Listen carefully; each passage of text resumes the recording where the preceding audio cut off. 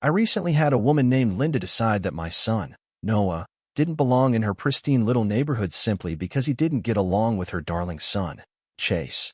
At first, I brushed off her thinly veiled warnings and HOA citations, thinking she was just another suburban control freak drunk on power. But she crossed a line, one you don't come back from. She used her son to humiliate mine and treated her fabricated rules like they were federal law. I tried to stay calm. I tried to ignore it. Until the day they laid hands on my boy. Let me back up. Some neighborhoods kill you with kindness. Ours came with cookies, polite waves, and a homeowner's manual thicker than a military field guide.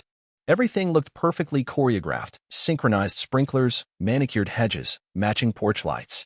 American flags swayed with seasonal wreaths on every door. Oak Ridge Hills didn't feel like a suburb. It felt like a simulation. And that's exactly why we moved there. After 20 years in government service, the kind they don't put in resumes, I promised my wife, Julia, that I'd retire. No more burner phones. No more early morning flights. No more missions that never made the news. We wanted normal. I needed stillness. Noah needed a fresh start. Oak Ridge Hills felt like the perfect place to disappear into. We moved in on a Tuesday. By Thursday morning, I met Linda. Clipboard. Visor. That HOA president smiled, too polished, not quite human. She came unannounced, armed with a welcome packet. 68 pages long, printed on paper thick enough to repel small arms fire. It detailed everything from lawn blade length to solar panel angles. She smiled and said, Oak Ridge Hills values unity. Then paused. Your grass is half an inch too high. And walked off. That was the beginning. Noah was 12. Brilliant. Awkward. Cautious. He loved robotics kits and space documentaries. He wasn't like other kids. And in middle school, that's a scent predators pick up fast. He met Chase on day one. Blonde. Loud. All confidence, no conscience. The type of kid who knew mommy would clean up any mess he made. Chase didn't just bully. He ruled. Like a kid rehearsing for a future in white-collar crime. It started small. A joke about Noah's backpack. A fake tripping accident in the hallway. Someone taped a FBI snitch signed to his locker. We brought it up at an HOA meeting. Boys will be boys, Linda said with a smile. Maybe your son should try blending in more. I'd seen that smile before.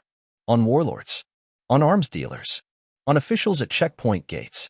That's the look of someone about to hurt you, but wants you to thank them for it. Then came the citations. Trash bin visible from street. $50. Mailbox painted an unapproved shade. $75. Path lights exceeded brightness standard. $120. Halloween decor up 18 hours early. $100. 5 violations in 9 days. All signed L. Grayson and slid under our door. I asked a neighbor if that was normal. She whispered, we just pay them. It's easier. Noah got quieter. He stopped showing me his projects. Stopped asking to go to science club. Deleted all his robotics photos. One night, I found him sitting in the dark, just staring. I asked what was wrong. Doesn't matter, he said. Chase wins anyway. He was right. The school didn't act. The HOA didn't listen. Our neighbors stayed silent. The system was designed to break us into compliance. So I watched. I mapped Linda's daily walks, 6:42 a.m. and 4:15 p.m. No eye contact. No missed days. Chase loitered by the bus stop until Noah appeared. Always. I kept track. Who smiled? Who looked away? Who smiled too hard? Every time Noah came home with a ripped hoodie or a scuffed backpack, I didn't ask. I logged it. Because he never complained. Like he didn't want to make things worse. That broke me. I dismantled terrorist networks across 4 continents. Stopped coups. Tracked warlords. But I couldn't stop a 13-year-old from destroying my son. Until I realized, this was war. Just a different kind. I opened the lockbox in the garage. Inside, burner phone. Encrypted laptop. Surveillance tools. Old flash drives with backdoors to networks I wasn't supposed to remember. I didn't touch anything. Not yet. Because if I did, it meant I was going active. This wasn't harassment with fists or slurs. It was death by 1,000 cuts. Fines. Embarrassment. Rumors. Isolation. They weren't trying to hurt us fast. They wanted us to bleed slowly. By the end of month 1, we had 8 more citations. I requested HOA violation records for the whole community. Denied. Board confidentiality. So I asked the neighbors. Only one replied. Maya. House 1711. Her husband worked abroad. She whispered, Linda fined me once for not power washing the porch. In December, during snow. She never complained. I have 2 kids, she said. I don't want them targeted. That was Linda's power, not votes. Fear. Noah became the punchline. Robot boy. CIA junior. The government kid. Brandon's friends started asking if I'd killed people. Noah didn't deny it. He didn't know how. Even the school suggested we be less confrontational at home. Julia stopped going to HOA meetings. I kept going. Sat silently. Watched. Linda ran the meetings like an orchestra. Gloria, the treasurer, nodded before she spoke.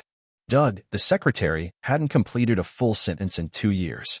Tom, the VP, just mumbled about suspicious vehicles. I realized these weren't meetings. They were briefings. She was tracking dissent. Who frowned? Who rolled eyes? Who lingered after? I dug deeper. Linda's vendor contracts? Her cousin's company mowed our lawns. Her Pilates instructor handled decor. Her ex-boyfriend posed as legal counsel. This wasn't just micromanagement. It was organized exploitation. Meanwhile, Noah unraveled. One day, he refused to board the bus. Just stood there. Later that night, I found a video on Chase's Instagram. Noah walking into school, hood up. Caption: looks like the next school shooter. I took it to the vice principal. Per judgment, he said. Not a direct threat. That was it. No more waiting. I activated my gear. Phase 1. Surveillance. I spoofed HOA firmware updates to gain access. Pulled citation drafts, emails, templates. Every time Noah pushed back against Chase, a citation followed within 72 hours. Phase 2. Counter-surveillance. Microdrones. One under Linda's SUV. One near the clubhouse. Another in a nearby bird feeder. I mapped their entire social ring. Phase 3. Disruption. I filed anonymous ethics complaints. Planted fake whistleblower names that would draw scrutiny and spread fear. Left our trash out intentionally. Waited. Linda arrived at 6:45 a.m. You're slipping, she said with a smirk. You ever think this place is too controlled? People like you wouldn't understand standards, she said. I recorded it.